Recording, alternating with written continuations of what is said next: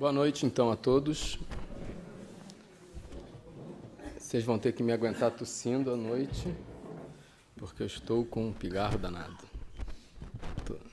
Alergia. Já tenho aqui a minha, obrigado. Então, nós vamos falar sobre a mudança de atitude. O que isso tem a ver com espiritismo, na verdade? Mudança de atitude. Todos nós passamos aí pela nossa vida, caminhando, seguindo a nossa vida prática, vamos dizer assim, e sentimos a necessidade de mudanças, ou às vezes somos obrigados a mudar por questões de necessidades. Então, nessa ótica, nós pensamos em direcionar um pouquinho sobre a visão espírita, o porquê da necessidade e o que podemos fazer, de alguma forma. Então, no Livro dos Espíritos, nós temos na questão 115, os Espíritos dizem assim: Deus criou todos os espíritos simples e ignorantes, ou seja, sem saber. Os espíritos adquirem o conhecimento passando pelas provas que Deus lhes impõe. Uns aceitam essas provas com submissão e chegam mais prontamente ao seu destino. Outros não conseguem sofrê-las sem lamentação, e assim permanecem, por sua culpa, distanciados da perfeição e da felicidade prometida. Então, nessa resposta, os Espíritos dizem exatamente que nós, simples e ignorantes, fomos criados e vamos adquirindo conhecimento. De que forma que esse conhecimento vem? Pelas provas que Deus nos coloca. E, se nos submetemos às provas de Deus, nós rapidamente vamos chegando ao destino. E que destino é esse? A felicidade, a perfeição. Por outro lado, se nos lamentarmos, se relutarmos em superar as provas, nós vamos permanecendo estacionados. Por culpa nossa, ou seja, por causa de nós próprios. O que nos impede de evoluir é sempre interno, nunca externo. E a questão 117, os espíritos reafirmam isso. Chegam mais ou menos rapidamente à perfeição, segundo o seu desejo e a sua submissão à vontade de Deus. Então, a velocidade, vamos dizer assim, que nós vamos chegar à perfeição, vai depender do desejo, da vontade de submeter a essas vontades. Então, poderíamos dizer que a evolução ela é atingida pela sucessão de experiências, ou seja, as experiências alavancam o processo evolutivo que nos leva à perfeição. E nós temos aí, para impedir isso, para retardar as dificuldades, as aflições, os sofrimentos e etc. Então, nós vamos evoluindo pelas experiências, vamos adquirindo nossos conhecimentos pelas experiências a quais passamos, só que temos vários fatores que nos fazem retardar, ou pelo menos que nos levam potencialmente a retardar esse processo. E a questão 118, os espíritos dizem assim: quando o espírito conclui uma prova, adquire conhecimento e não mais o perde, não regride, mas pode permanecer estacionário. Ou seja, quando nós concluímos uma determinada prova, nós adquirimos um determinado conhecimento associado à prova. E esse conhecimento fica dentro de nós. Nós nunca mais o perdemos. Mesmo que no processo reencarnatório nós nos esquecemos das experiências passadas, mas aquele conhecimento fica latente na nossa consciência. Fica latente dentro de nós e nós utilizamos esse conhecimento através da intuição, por exemplo. Então, ele fica conosco, esse conhecimento adquirido, nós não mais o perdemos. Só que nós podemos permanecer estacionados. Ou seja, na medida que nós não passamos pelas provas, nós não adquirimos necessários conhecimentos, vamos retardando a evolução. Mas nós nunca vamos regredir. Por quê? Porque o conhecimento, uma vez adquirido, ele permanece junto de nós, permanece em nosso inconsciente. Então, pronto, à medida que nós vamos avançando, vamos vencendo as provas, esses conhecimentos nos impedem de, no futuro, passar por novas dificuldades, pelas mesmas dificuldades ou por outras dificuldades que esse conhecimento nos ajudou a evitá-las, evitar as aflições, evitar os sofrimentos. Então, ou seja, os dissabores, como nós poderíamos dizer, que nós passamos, eles são evitados e superados pelo conhecimento que nós vamos adquirindo ao longo da nossa vida e das nossas existências. Na questão 168, os espíritos dizem: a cada nova existência, o espírito dá um passo na senda do progresso. Quando se despojou de todas as impurezas, não precisa mais das provas da vida corpórea. Então, vejam bem, a cada nova existência, nós vamos dando um passo na evolução, né? Lembrando que o tamanho desse passo é consoante à submissão que nós fazemos às provas que Deus nos coloca. Então, o tamanho desse passo depende disso.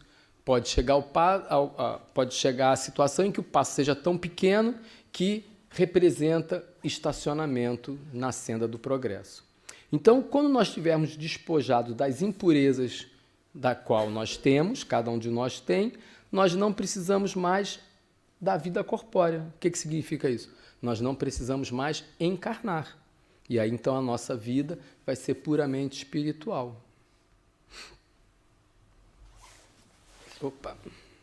A questão 133A, nós temos a seguinte informação: as penas da vida são muitas vezes a consequência da imperfeição do espírito.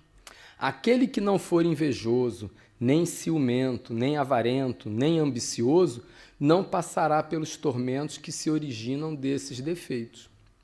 Então, ou seja, a nossa imperfeição, aqui está relacionada a algumas características, algumas modalidades de imperfeição, e sem a pretensão de uma análise mais profunda dessas características, inveja, ciúme, avareza, ambição, sem a pretensão de uma análise como os psicólogos, por exemplo, fariam, uma análise leiga. De onde vem a inveja, o ciúme? Vem de quê? Vem de nós próprios. Ou seja, da nossa preocupação conosco. Nós olhando para nós. É tudo por causa dos outros. Coisas que nós contestamos nos outros. Nós não paramos para nos analisar. Nós não paramos para nos entender. Para perceber o que nós temos de imperfeição para podermos modificar, podermos transformar. O processo de evolução, então, poderíamos dizer que é a transformação semelhante ao diamante bruto, que, por intermédio da lapidação, ele chega a uma joia preciosa. Então, esse processo de lapidação passa também cada um de nós. O homem velho se transforma no homem novo. Então, nós vamos nos lapidando, a vida vai nos lapidando e nós vamos nos transformando no homem novo. Como disse o apóstolo Paulo, o tal do bom combate. Despertar a consciência e libertar-se do egoísmo, da vaidade e da ganância. Despertar a consciência, tornarmos-nos conscientes do que somos, de como agimos. André Luiz, no livro Mecanismos da Mediunidade, ele fala do reflexo condicionado. Nós agimos condicionadamente, repetindo as mesmas coisas, cada um de nós com as suas características. Nós somos assim.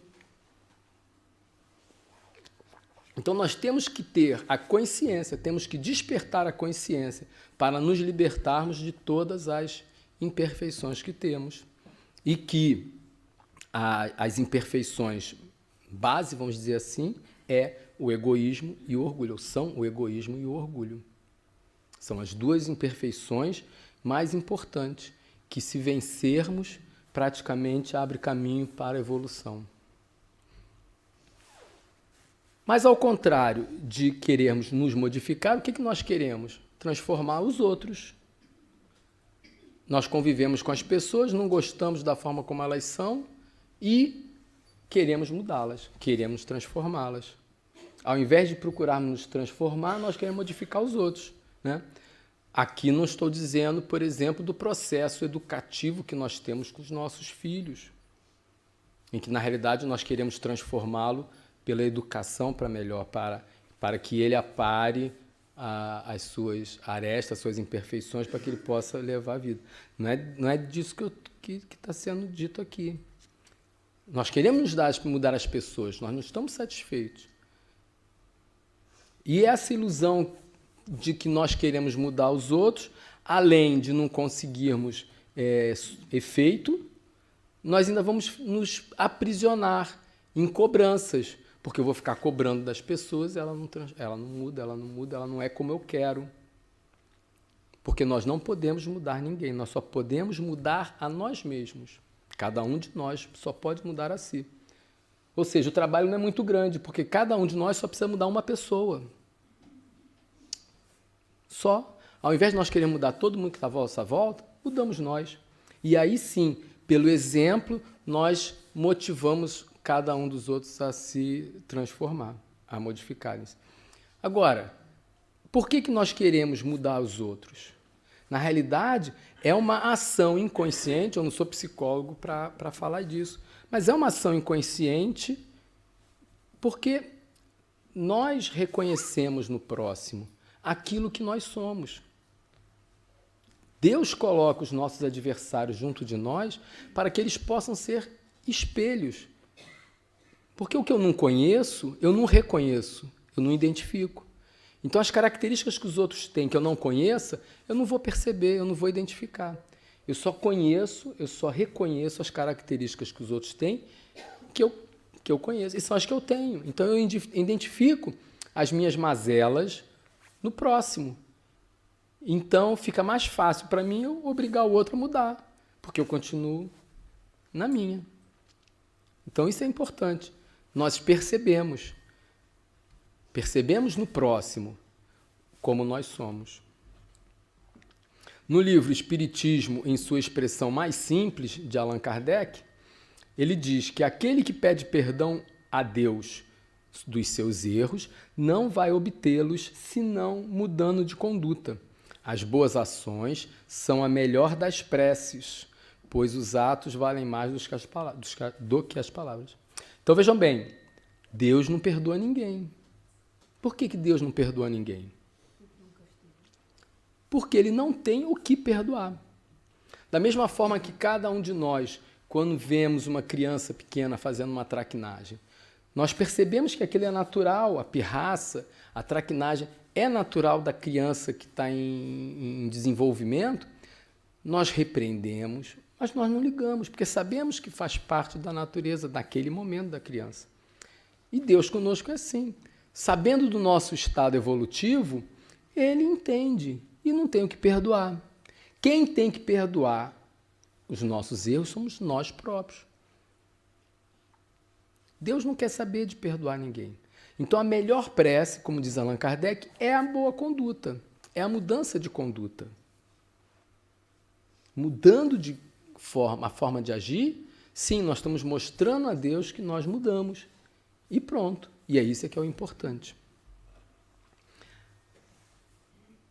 Tem uma frase atribuída a Einstein: a insanidade é continuar fazendo as mesmas coisas e esperar resultados diferentes. Ou seja, se nós agimos sempre da mesma forma, nós nunca vamos ser diferentes do que somos. Nós só vamos nos modificar a partir do momento em que nós agirmos de forma diferente.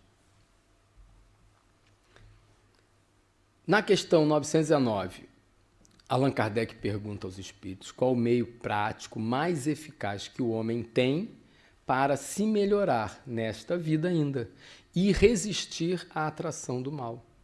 E eis o que os espíritos respondem: conhece-te a ti mesmo. Como é que eu vou melhorar se eu não me conheço, se eu não sei como eu sou, se eu não conheço meus defeitos? Como é que eu vou tirá-los da minha vida se eu não conheço a mim? Santo Agostinho, nessa resposta, ele faz um comentário muito importante, muito interessante, que eu não coloquei aqui porque ele é extenso, vou só comentar.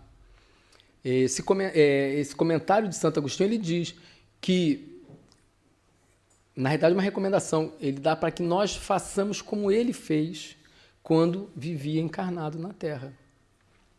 Ele, ao fim de cada dia, ele analisava cada uma das atitudes que ele tinha cometido ao longo daquele dia. Então, antes de deitar-se, ele fazia essa reflexão e se questionava.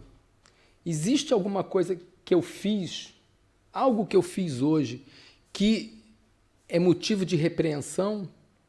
Se eu observasse no outro fazendo o que eu fiz, eu deveria repreendê-lo?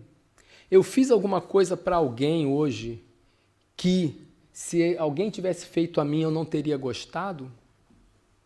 Então, se para cada uma dessas perguntas, se alguma das respostas fosse sim, pronto, está aí o que fazer. Vai de encontro àquele, pede perdão, modifica as atitudes. Isso é muito difícil de fazer, claro, né? Mas é um foco que nós poderíamos ter na nossa vida. Pronto, como é que nós vamos começar? Como é que nós vamos começar, então, nesse processo de mudança, de autoconhecimento, de transformação? Como? Tomando a decisão. Simples. É decidir. Eu vou fazer e pronto, né? Quando nós queremos fazer alguma coisa, eu quero comprar um carro, eu vou comprar e pronto, vou lá e compro. Junto dinheiro, se eu não tenho, se eu tenho, vou lá e compro. Decidi e comprei. Não é assim que nós fazemos? Por que quando trata da nossa própria vida, nós não tomamos essa decisão firme? É só tomar a decisão, né? Nós temos que deixar de sermos preguiçosos, deixar para amanhã, porque nós não sabemos qual é o nosso último dia aqui na Terra.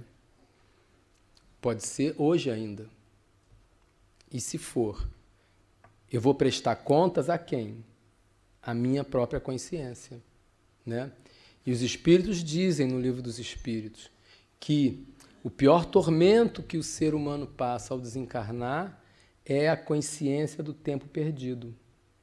É perceber que aquela vida foi desperdiçada, aquela existência foi desperdiçada.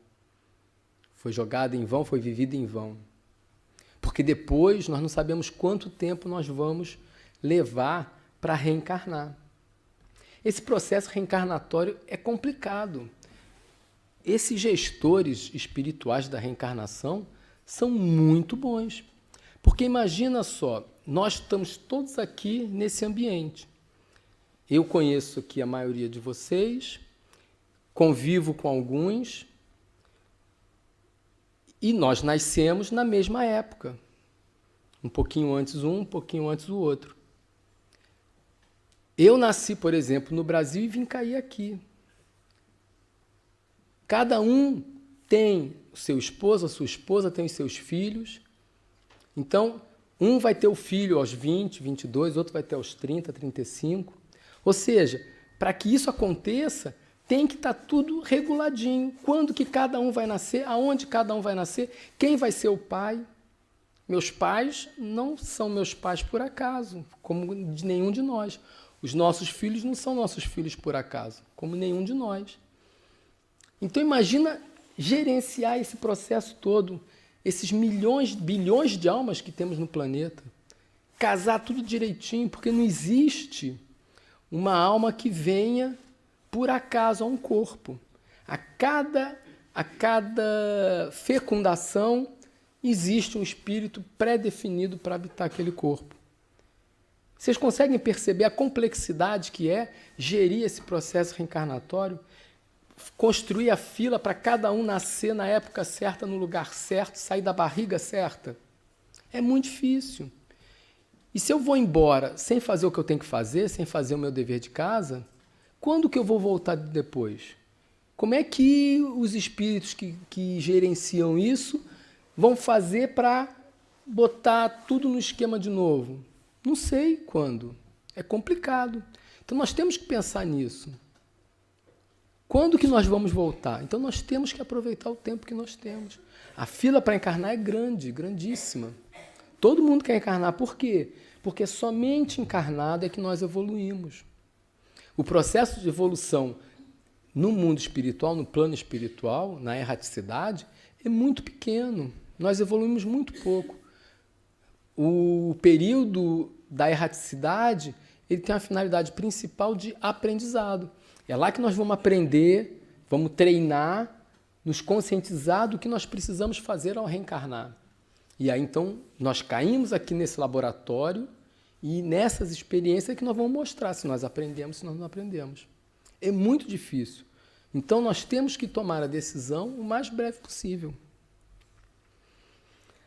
A Joana de Ângeles disse: a necessidade, portanto, do autodescobrimento em uma panorâmica racional torna-se inadiável, a fim de favorecer a recuperação, quando em estado de desarmonia, ou o crescimento, se portador de valores intrínsecos latentes.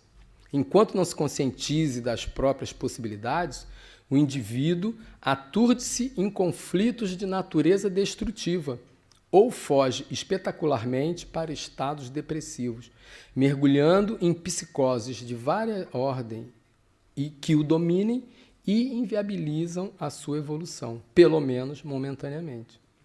Então, ou seja, o nosso autodescobrimento, do ponto de vista racional, é urgente, do ponto de vista objetivo, do ponto de vista consciente. Então, nós temos que ter isso em mente, racionalmente, temos que raciocinar sobre isso, para que não venhamos a passar, como ela diz, por processos de psicose e de outras coisas que vão inviabilizar a nossa evolução. Claro que é momentâneo, porque nós teremos novas experiências, novas oportunidades, mas sabe-se lá quando. Então nós temos que pensar muito na questão da culpa e do auto-perdão. Alimentar culpa é perda de tempo, né? Eu vou ficar remoendo o sofrimento. Eu fiz determinada coisa, não devia ter feito. E aí eu fico, eu não devia ter feito. Eu não devia ter feito. Eu sou péssimo, eu sou ruim, eu não devia ter feito. Eu devia ter feito diferente. E eu estou aqui parado pensando que eu não devia ter feito, que eu não devia ter feito. Ao invés de eu ir lá e fazer diferente. Então, o processo de culpa, como eu gosto de dizer, ele deve ser observado como um fato jurídico. O que é a culpa no ponto de vista jurídico? A pessoa fez, está lá caracterizado, e ela vai responder por aquilo. Pronto, eu fiz, está feito, eu não vou mudar, o passado não volta. Vamos deixar para que no futuro, no momento em que Deus ache que eu esteja em condição de reparar esse erro, eu vá ser colocado de frente como uma nova prova para superar. Porque Deus não brinca. Deus não vai colocar-nos diante de uma prova sabendo que nós vamos fracassar. Vamos botar ele só para fracassar. Não vai fazer isso. Deus só nos coloca diante de uma prova que nós precisamos passar quando nós tenhamos reais condições de superar. Se nós não superarmos, é por outros problemas. Por fraqueza ou por outra coisa. Então Deus não brinca. Ele vai nos colocar diante das provas. Nós temos que nos perdoar para seguir em frente. O que é auto-perdoar-se? É assumir aquele erro e, se nós pudermos, ainda nessa existência, reparar, remediar, corrigir, fazer diferente, façamos. Mas se for irremediável, pronto, acabou, eu vou seguir em frente. Se é uma coisa que fere as leis da sociedade civil, pronto, eu vou pagar. Se não é, eu vou seguir a minha vida e Deus na hora vai me colocar à prova. É assim que nós temos que viver. Andar, não podemos parar. Então, é importante o auto-perdão para a libertação da culpa. Muito se fala, nós temos que perdoar os inimigos, nós temos que perdoar, esquecer as ofensas que eles nos praticam. Mas ninguém lembra de que nós temos que esquecer as ofensas que nós praticamos. Essas nós também temos que esquecer. Nós temos que esquecer os que fazem conosco e também temos que esquecer o que fazemos com os outros, para não ficarmos presos, parados naquela situação. Jung diz que eu faça um mendigo sentar-se à minha mesa, que eu perdoe aquele que me ofende e me esforce por amar, inclusive meu inimigo, em nome de Cristo. Tudo isso, naturalmente, não deixa de ser uma grande virtude. O que faço ao menor dos meus irmãos é ao próprio Cristo que eu faço. Mas o que acontecerá se eu descubro, porventura, que o menor, o mais miserável de todos, o mais pobre dos mendigos, o mais insolente dos meus caluniadores, o meu inimigo, reside dentro de mim? Sou eu mesmo, e que precisa da esmola da minha bondade, e que eu mesmo sou o inimigo que é necessário perdoar. Então, Jung dá para nós uma visão muito bonita da importância que nós temos de nos perdoar. Nós olhamos para fora, vemos os outros fazendo as coisas, mas nós fazemos também. O maior dos nossos inimigos somos nós próprios. Nós temos que nos perdoar e seguir adiante. A atitude é um hábito de pensamento. A mudança de atitude é uma mudança de pensamento. Então, tudo reside na forma de pensar. Tudo reside na forma em que nós conduzimos a nossa vida do ponto de vista do nosso pensamento. O nosso pensamento constrói maravilhas e também constrói coisas ruins, que cabe a nós, a cada um de nós, controlar essa construção que nós fazemos. É muito importante que, através do nosso pensamento, através do conhecimento que nós temos de nós mesmos, que nós vamos buscando, né? Na realidade, nós nos conhecemos. Nós ignoramos isso com frequência. Nós nos esquecemos. Então, nós temos que ter essa atenção, preocupar-nos com isso, para mudarmos a nossa forma de pensar.